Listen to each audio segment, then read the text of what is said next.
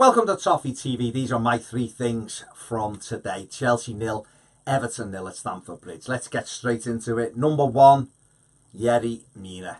The big Colombian finally making his first start for Everton 3 months after we signed him.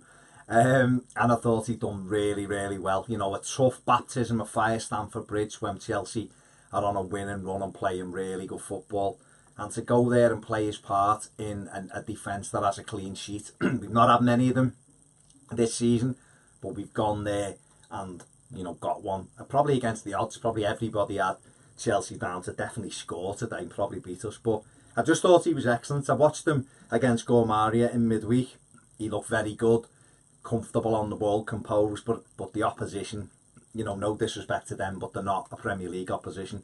You know, he came on last week. We've seen a little 5 or 6 minutes of him last week against Brighton.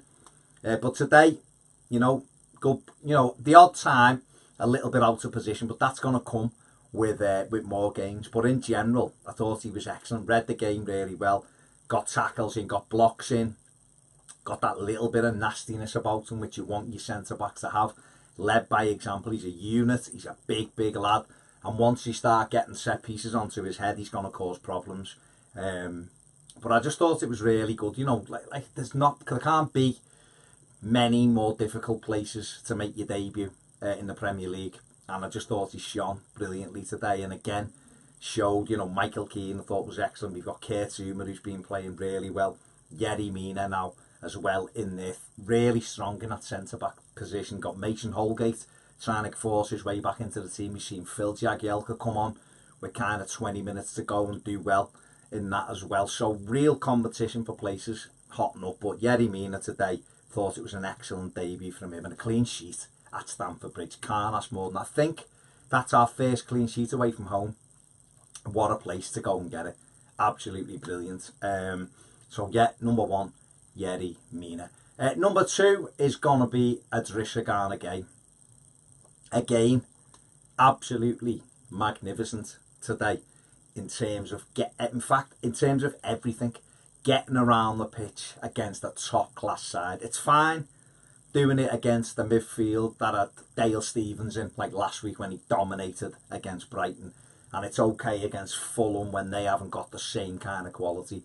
But to go to Stamford Bridge and to impose yourself on the game the way he did, nix things, passing, keep it going, snapping into them, carrying the ball forward. I thought he was brilliant, and again, set the tone. I didn't think Andre Gomez had his best game for us so far. I thought really lovely and neat and tidy in possession, just wasn't in it enough for me. But it didn't matter because Garner was there driving us on all over the pitch. And what happens is you get him setting that example and other players doing the same. You've got Mina at the back screaming, Pickford behind him.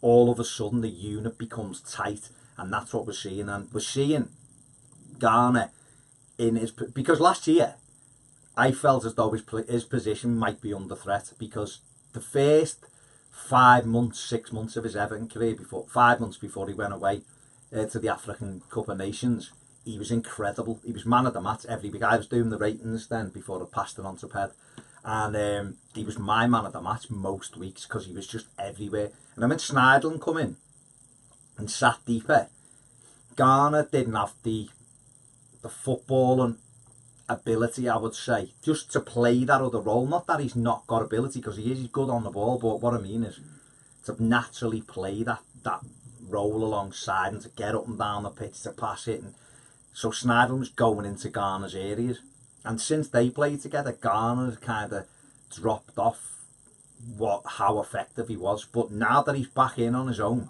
and he done this last year, the games that Schneiderlin wasn't in, Garner played on his own. He was up here. When Schneiderlin comes in, his level goes here, because they're both doing the same job. Garner can do it on his own. He's proved that.